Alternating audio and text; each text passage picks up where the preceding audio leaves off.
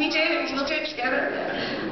But really, he never did music to picture. It was only what I told him emotionally, you know. So it was.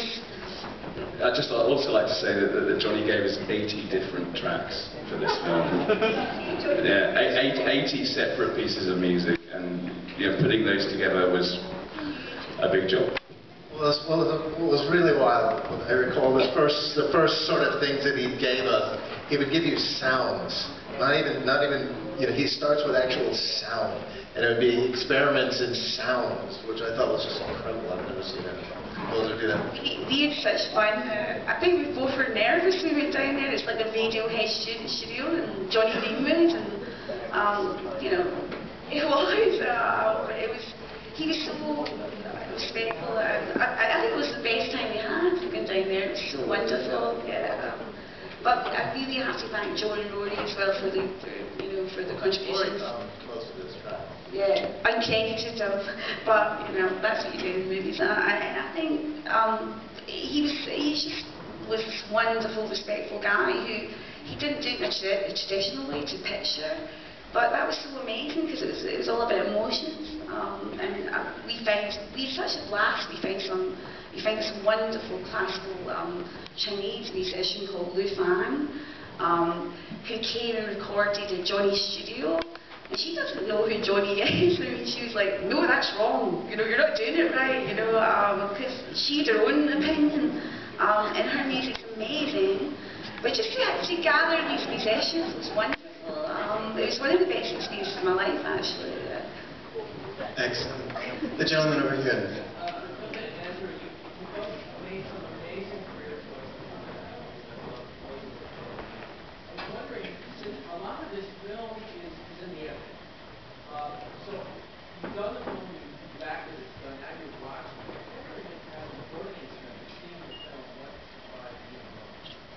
Well, you have to remember that, we're not audience members.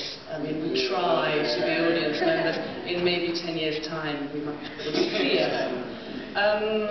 It's always true that, a film is cut into shape.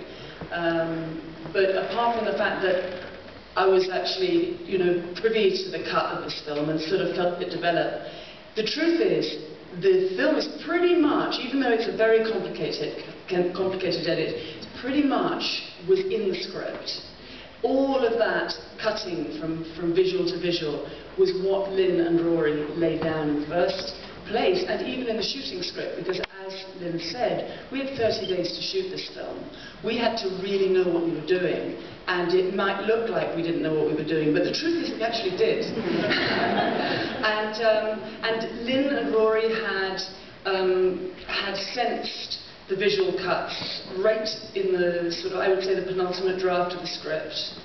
I think the real leap for this project, coming from this book is a really wordy book. It's about a mouthy person who's writing letters, so it's very discursive, and it's very much about trying to explain stuff, and she's got all sorts of opinions about, the politics of Bush-era America, and etc.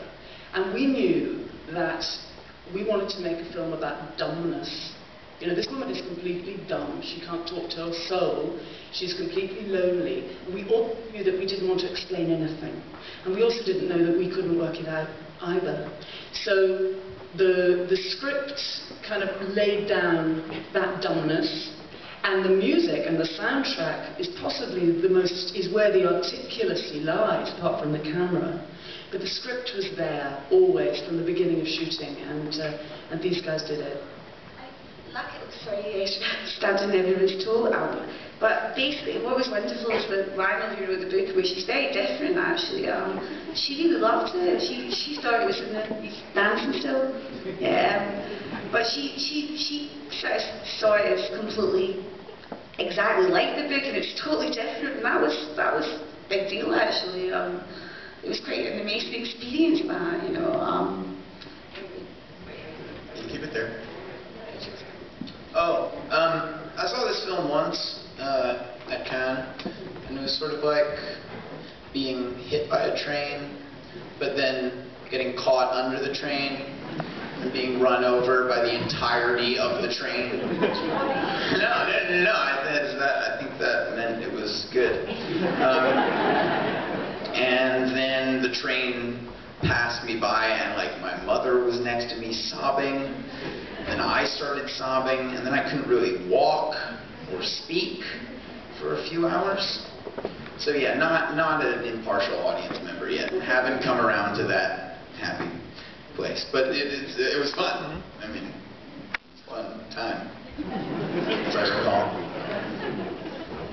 Over here. I felt like the use of sound and how loud things were and where you place them, you said sometimes between those things. Why you chose to use sound so much and how it affected. Well, science the other picture in cinema, you know, that's the thing. I mean, like, I'm not making films theatre here. I think science, you know, brings you into the dream world, it brings you into the subconscious world. I mean, things like the sprinklers, you might not notice it at first, you know, the sounds when you're going through the curtains and it's like, shh. You know, okay. That sound is a recurring sound and it's subliminal, and every night time she hears that sound, that thing comes back. In fact, we had a really cool scene in the script where we had to keep ripping scenes out. Because we didn't have any money, where she goes back to the house subconsciously, seeing the house of the, you know, death or whatever, you know, she goes there subconsciously, the sprinklers all come on again, and we had a technical problem, the lights didn't work, you couldn't tell it's the same house, it was a real bummer, but it was a beautiful scene in the script. Sorry, Rory. Yeah, but I mean, to me it's the other picture, I love it, and I mean, I like to make a cinematic experience, you know, I like to, you know, make people feel something in a visceral sense rather than through dialogue. Yeah, and the filmmakers I love, I think, you know, utilise sounds a lot.